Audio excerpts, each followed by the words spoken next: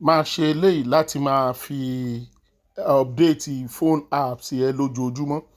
Ẹ lọ sórí Play Store, ẹ click ẹ, tẹ́ bá ti click ẹ jẹ́ kó load. Ẹ wọ ọwọ́ òkè yín níbi tí ẹ́ẹ́lì wà lọ́dọ̀ tèmi nínú bọ́ọ̀lù yẹn, nínú circle yẹn. Ẹ́ẹ́lì orúkọ mi ló máa wà lọ́dọ̀ yín torí Gmail mi ni ti yín yàtọ̀ sí tèmi.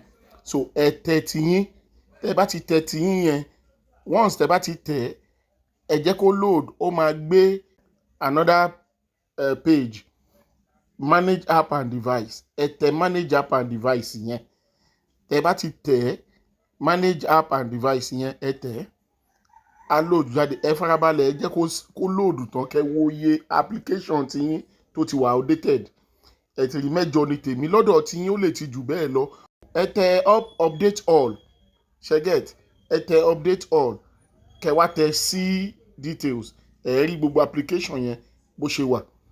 Ó yé yín. Tẹ́ bá fẹ́ travel tí epo ò sínú mọ́tò dáadáa, radiator yín ń jò, táyà ò ṣe dáadáa, ó ṣe ti mọ̀ pé irú mọ́tò yẹn kò ní tètè débi tó ń lọ lẹ́rọ̀ pẹ̀lú ìfọ̀kànbalẹ̀ bó ṣe ń ṣẹlẹ̀ sí fóònù yín nìyẹn.